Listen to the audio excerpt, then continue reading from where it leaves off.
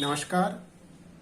RS exam के सभी चरणों प्री, मेंस, इंटरव्यू व आरपीएससी मध्यस्थ सेवा चयन बोर्ड की परीक्षाओं में राज्य में कृषि एग्रीकल्चर इन स्टेट्स एक इम्पोर्टेंट टॉपिक है। आज इस टॉपिक में हम राजस्थान की आर्थिक समीक्षा 2019-20 के संदर्भ में जो नए बिंदु आए हैं उन पर चर्चा करते हैं। आज हम प्रमुख 3 बिंदुओं पर चर्चा कर रहे हैं। राज्य की जीडीपी में कृषि क्षेत्र का क्या योगदान रहा, contribution of agriculture in state GDP.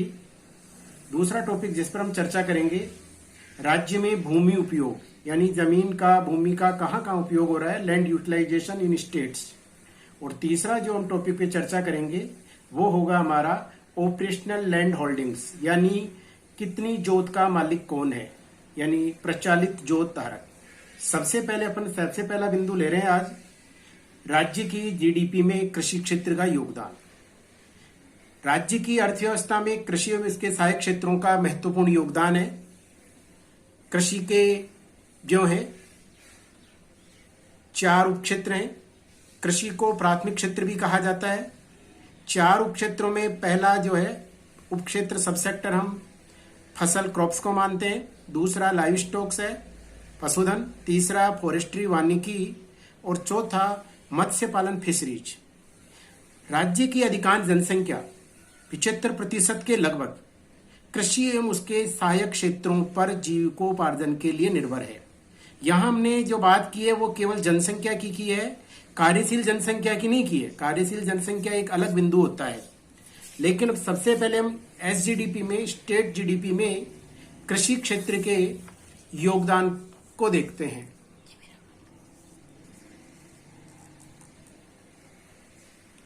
वर्ष 2019-20 में राज्य सकल घरेलू उत्पाद में कृषि क्षेत्र का योगदान 2011-12 आधार वर्ष पर अगर हम देखते हैं, स्थिर मूल्यों पर देखते हैं, तो कृषि क्षेत्र का योगदान एसजीडीपी में 25.19% रहा। यह कई परीक्षाओं में पूछा जाता रहता है और इसके 4 सब सेक्टरों का अलग अलग प्रकार से भी योगदान पूछ लेते हैं। क्रॉप्स, फसल का स्थिर मूल्यों पर जो योगदान रहा वो 12.36%, पशुपालन का 9.49%, वानिकी का 3.23% और मत्स्य पालन का 0.09%। यदि हम इस योगदान 25.19 को 100 माने तब फसल का योगदान 49.06%, पशुपालन का योगदान 37.67%, वानिकी का योगदान 14.41 और मत्स्य पालन का योगदान 0.399। अब कई बार हम जब मुख्य परीक्षा आरएस मुख्य परीक्षा देते हैं तो कोई भी क्षेत्र के बारे में हमें योगदान पूछ लिया जाता है, तो हमें अलग अलग जीडीपी में योगदान याद करना है। अतः स्थिर मूल्यों पर उप क्षेत्रवार योगदान फसल, पशुपालन दोनों का तो जरूर याद रहना चाहिए। अब प्रचलित कीमतों पर भी जो कृषि क्षेत्र का योगदान है एसजीडीपी में, वो भी हम देखते हैं। 25.56% प्रचलित कीमतों पर योगदान रहा। इसे अगर सब सेक्टर वाइज देखते हैं तो क्रॉप्स का योगदान 12.15%, पशुपालन का योगदान 10.16%, वानिकी का योगदान 2.96% और मत्स्य पालन का लगभग वही योगदान है जो स्थिर मूल्यों पर है, 0.09%। यदि इसे 100 मान लें, यानी 25.56% को 100 मान लें, तो फसलों का योगदान जो प्रचलित कीमतों पर एसजीडीपी में रहा 47.54 और पशुपालन का 41.54 और वानिकी का 10.55 और मत्स्य पालन का 0.37। अब की बार आर्थिक समीक्षा में जो रिपोर्ट आई आर्थिक समीक्षा की, उसमें योगदान को 100 मानकर ही बताया गया है। अतः आप 100 मानते हुए इन योगदानों के परसेंटेज को जरूर याद करें। इसके बाद हम आगे चर्चा करते हैं कि राज्य की जीडीपी में कृषि क्षेत्र का योगदान अन्य क्षेत्रों की अपेक्षा कम है। अन्य क्षेत्र कौन से? औद्योगिक क्षेत्र और सेवा क्षेत्र की अपेक्षा कम है। लेकिन एक चीज और देख रहे हैं कि हमारा पिछले कुछ वर्षों में लगभग स्थिर मूल्यों के आधार पर कृषि क्षेत्र का योगदान 25% के आसपास ही रह रहा है। यह न अधिक बढ़ रहा है न घट रहा है। तो 2017-18 में 25.50% था, 2018-19 में 25.04% था और 2019-20 में 25.19%। पिछले वर्षों का चाहे आप याद न रखो, इस वर्ष का यानी 2019-20 का आप जरूर याद रखें। एक्चुअली औद्योगिक क्षेत्र और सेवा क्षेत्र की अपेक्षा राज्य सकल घरेलू उत्पाद में कृषि क्षेत्र का योगदान कम है। इसके कई बार साक्षात्कार में भी कारण पूछ लिए जाते हैं, वह मुख्य परीक्षा में भी हमें कारण देने रहते हैं। तो मुख्य जो कारण आपका है इसमें वो है कि राज्य में मानसून का जो वितरण है वो अनिश्चित, अनियमित और अपर्याप्त, तीन बातें ध्यान रखनी है आपको। अनिश्चित यानी इसकी टाइमिंग निश्चित नहीं है, कब आएगा, ठीक है, जून में आएगा, जुलाई में आएगा, ठीक है, आएगा या नहीं आएगा। अनियमित, इरेगुलर, ठीक है, कितने दिन आएगा, 45 दिन आएगा, 30 दिन आएगा। अपर्याप्त, वर्षा कितने सेंटीमीटर होगी, 50 सेंटीमीटर वार्षिक हो जाएगी या 60 होगी या 70 होगी। तो ये तीनों चीजों को आपको ध्यान रखना। तीसरा, वर्तमान में भूमिगत जल स्तर में तेजी से कमी हो रही है। भूमिगत जल स्तर में तेजी से कमी होने के मुख्य दो कारण माने जाते हैं कि एक तो भूगर्भीय जल का तेजी से दोहन हो रहा है और तीसरा ग्लोबल वार्मिंग वगैरह की वजह से जो मानसून के वितरण में कमी आई है, उस वजह से भी हमारी जो भूमि है वो जल को रिचार्ज नहीं कर पा रही है। इस वजह से भूमिगत जल स्तर तेजी से कम होता जा रहा है। तीसरा जो मुख्य कारण है जिसमें राजनीतिक इच्छा शक्ति की कमी रहती है, अंतर्राज्यीय जल समझौतों के अंतर्गत इंटर स्टेट जो भी वाटर एग्रीमेंट्स हमारे बने हुए हैं उनके अंतर्गत अन्य पड़ोसी राज्यों से हमें नदियों का जो आवंटित जल है वो समझौते के अनुरूप, एक तो पूरा समझौते के अनुरूप उचित मात्रा में नहीं मिल पा रहा और एक उचित समय पर नहीं मिल पा रहा। आज भी हमारे रावी विवाद जल विवाद के अनुरूप जो समझौता हुआ था उसके अनुरूप हमें आज पूरा जल नहीं मिल पा रहा है। यमुना जल विवाद का हमें पूरा पानी नहीं मिल पा रहा है समझौते के अनुरूप जो 1994 में हुआ था। इन समझौतों पर चर्चा हम सिंचाई के टॉपिक में करेंगे, ठीक है। तो इस प्रकार राज्य जीडीपी में कृषि क्षेत्र के योगदानों को आपको याद रखना है, ठीक। अब हम दूसरे टॉपिक पे चर्चा करते हैं। अभी हमने राज्य सकल घरेलू उत्पाद में कृषि क्षेत्र के योगदान बिंदु पर चर्चा की थी। अब हम राज्य में भूमि का उपयोग किस रूप में हो रहा है, लैंड यूटिलाइजेशन स्टेट, इसके बारे में चर्चा करेंगे। राज्य में कुल प्रतिवेदित क्षेत्रफल, टोटल रिपोर्टिंग एरिया 342,87,000 हेक्टेयर है, जिसमें से किस तरह से हम इसका उपयोग करते हैं उसको अलग अलग रूप में पढ़ेंगे, देखेंगे। इसमें से टोटल स्वर्ण एरिया, कुल शुद्ध बोया गया क्षेत्रफल, यानी जहां किसानों के द्वारा खेती पर हल चलाए गए हैं, खेत में हल चलाए गए हैं, वो हमारे टोटल 342.87 लाख हेक्टेयर का 52.22% है, 52.22% है। यानी 179.03 लाख हेक्टेयर क्षेत्रफल ऐसा है जो हमारे किसानों द्वारा बोया जाता है, यानी शुद्ध बोया गया क्षेत्रफल का ये प्रश्न बहुत ज्यादा पूछा जाता है। यानी हमारी जो टोटल लैंड है उस टोटल लैंड में से हम 52.22% पर यानी फसलों को उगाते हैं, चाहे वो फसल आगे पूर्ण रूप से हो या नहीं हो, लेकिन जोता गया है, यानी वहां पर हल चलाए गए हैं, शुद्ध बोया गया क्षेत्रफल।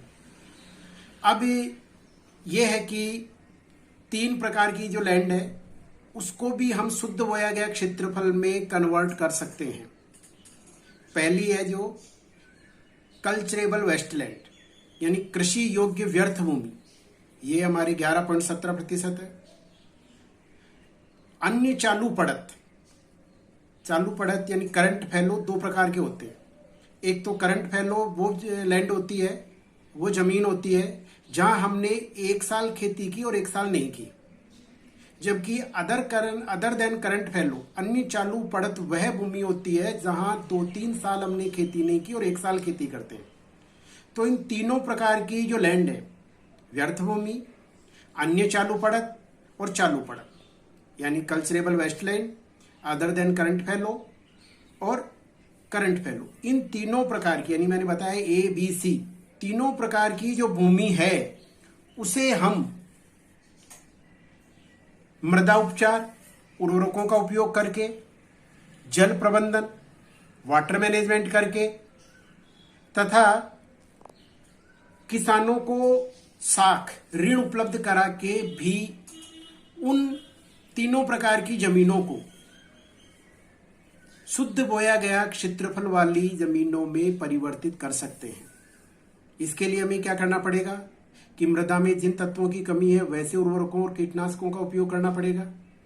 अगर वहां जल की व्यवस्था नहीं है तो वाटर मैनेजमेंट करना पड़ेगा और किसानों को इरोजन रोकने के लिए, अपर्दन रोकने के लिए, अपर्दन जो कि 2 प्रकार का हो, जिसका हम मिट्टी की समस्या वाले टॉपिक में चर्चा करेंगे। 2 प्रकार का अपर्दन होता है आपका, परत अपर्दन और अवनालिका अपर्दन। उसको रोकने के लिए के उपायों को अपना करके भी हम व्यर्थ भूमि को शुद्ध बोया गया क्षेत्रफल में परिवर्तित कर सकते हैं। इन तीनों कामों के जो है लिए हमें पैसे की जरूरत होगी और वो हमें किसानों को ऋण के माध्यम से, साख प्रबंधन के माध्यम से उपलब्ध करा सकते हैं। अब यहीं अपन इस बात की चर्चा भी करेंगे कि जो शुद्ध बोया गया क्षेत्रफल में मैंने अभी आपको बताया कि इन चीजों का उपयोग करके तीनों बिंदु यानी जो कारण है उनका उपयोग करके हम उपचार कर सकते हैं। मृदा उपचार, जल प्रबंधन और साख प्रबंधन से हम शुद्ध बोया क्षेत्रफल में वृद्धि कर उत्पादन को बढ़ाया जा सकता है। क्योंकि देखो, एक सबसे महत्वपूर्ण जो बिंदु है वो लगभग साक्षात्कार में पूछ लिया जाता है कि वर्तमान में राज्य की 62.1% कार्यशील जनसंख्या है। देखो, पहले अभी हमने केवल जनसंख्या की बात की थी और अब जो जनसंख्या वो कार्यशील जनसंख्या है। कार्यशील जनसंख्या में वर्किंग एज ग्रुप लिया जाता है जो 15 से 60 वर्ष के बीच का माना जाता है, क्योंकि इसमें 0 से 14 वर्ष तक के बच्चे और 60 से ऊपर के जो सीनियर सिटीजन है उनको नहीं लिया जाता। ये कार्यशील जनसंख्या है। इस कार्यशील जनसंख्या का 62.1% कृषि पर निर्भर है, यानी कृषि क्षेत्र में जो है वो कार्यशील है। इनमें भी जो है 45.6% किसान है और 16.5% लैंडलेस वर्कर्स हैं, यानी वे लोग हैं जिन जमीन के मालिक नहीं है लेकिन उनकी अर्थव्यवस्था भी कृषि पर निर्भर है, अर्थात वो भी कृषि क्षेत्र में नियोजित हैं। इस प्रकार जो राज्य की जीडीपी है उसमें कृषि क्षेत्र का योगदान तो 25% है। उसमें जीडीपी में कृषि क्षेत्र का योगदान तो 25% है, जबकि कार्यशील जनसंख्या कितनी लगी हुई है 62.1%, यानी 62.1% लोग और उनका जीडीपी में योगदान मात्र कितना है 25%, जो बहुत कम है। अतः इसे कैसे बढ़ाया जाता है ये इंटरव्यू में कई बार पूछ लेते हैं। तो इन उपायों में अपन पहला उपाय आप बता सकते हो कि शुद्ध बोया क्षेत्रफल में वृद्धि के साथ वृद्धि करनी चाहिए जिससे जीडीपी में कृषि क्षेत्र का योगदान बढ़े। साथ में 2 उपाय और करनी चाहिए कि हमें नई तकनीक, नए प्रकार के बीज, नई जो आजकल जल प्रबंधन की तकनीकें आ रही हैं उनसे कृषि उत्पाद में वृद्धि करनी चाहिए। यानी प्रति हेक्टेयर जहां पहले 2 क्विंटल होता था अब उसे 4 क्विंटल प्रोडक्शन करना चाहिए जिससे जीडीपी में योगदान बढ़ेगा। इसके साथ साथ हमें यानी किसानों को विपणन प्रबंधन पर ध्यान देना चाहिए, यानी किसानों को विपणन प्रबंधन की सुविधाएं उपलब्ध करानी चाहिए। जैसे वर्तमान में ई-नेम, ई नेशनल एग्रीकल्चर मार्केटिंग, ई रकम, ऐसे अनेक उपाय जो राज्य सरकार के द्वारा, केंद्र सरकार के द्वारा किए जा रहे हैं जिनसे किसानों की आय बढ़ सकती है। तो कृषि उत्पादों की बेहतर कीमतें प्राप्त हों, यानी यहां 2 बातें हैं कि कृषि उत्पाद में वृद्धि और कृषि उत्पादों की बेहतर कीमतें प्राप्त होना। इन 2 कारण तो ये, और एक कारण जो पहला बताया आपको कि क्या कि शुद्ध बोया गया क्षेत्रफल में वृद्धि करके। शुद्ध बोया गया क्षेत्रफल में वृद्धि कैसे होगी? व्यर्थ भूमि, चालू पड़त या अन्य चालू पड़त को नेट सोन एरिया में बदला जाए तो जीडीपी में कृषि क्षेत्र के योगदान को बढ़ाया जा सकता है। तो ये तीनों पॉइंट आप याद रखें और साक्षात्कार में बताएं या कोई मुख्य परीक्षा में भी अगर आता है तो वहां ये बताएं। अब हम बात करेंगे कि हमारी जो 75% लैंड है, 75% लैंड है इस प्रकार, जैसे कि अभी अपन ने चर्चा करी कि 52.22 11.17। अब हम भूमि उपयोग बिंदु पर चर्चा करते हैं। Land use in state. राज्य में टोटल जो रिपोर्टिंग एरिया है वो 342.87 लाख हेक्टेयर है।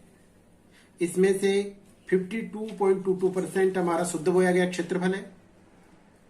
3 प्रकार की लैंड जो मैंने अभी आपको बताई थी कि कृषि योग्य व्यर्थ भूमि, कल्चरेबल वेस्टलैंड जो ऑरेंज में बता रखा है आपका, कल्चरेबल वेस्टलैंड जो 11.17% है, करंट फैलो जो 5.08% है, fallow land other than current फैलो यानी चालू पड़त के अलावा अन्य पड़त भूमि। इन तीनों प्रकार की भूमि जो लगभग ये 22% के लगभग होती हैं, इन भूमियों को हम शुद्ध बोया गया क्षेत्रफल में बदल सकते हैं। और ये तीनों के जो आंकड़े हैं आपको याद रखना है। चौथा जो डेटा आपको याद रखना है वो फॉरेस्ट्री का याद रखना है। फॉरेस्ट्री के अंतर्गत यानी वन विभाग के पास हमारे राज्य में कितनी जमीन है, तो 8.04% है। और इस पूरी भूमि पर वन नहीं है, वन जो आपका है वनावरण है, वन कवर्ड एरिया नहीं है। IFSR रिपोर्ट जो 2019 की जनवरी 20 में आई है उसमें 4.86% पर 4.86% पर ही जो है वन बताए गए हैं। तो अब आपको यहाँ 5 याद रखने हैं। नेट सोन एरिया 52.22%, एक बात। नंबर 2 कल्चरेबल वेस्टलैंड कृषि योग्य व्यर्थ भूमि 11.17%। Number 3 current fallow 5.08। Number 4 fallow land other than current फैलो 5.81%। फॉरेस्ट्री के अंतर्गत 8.04% लैंड है, ये आपको याद रखना है।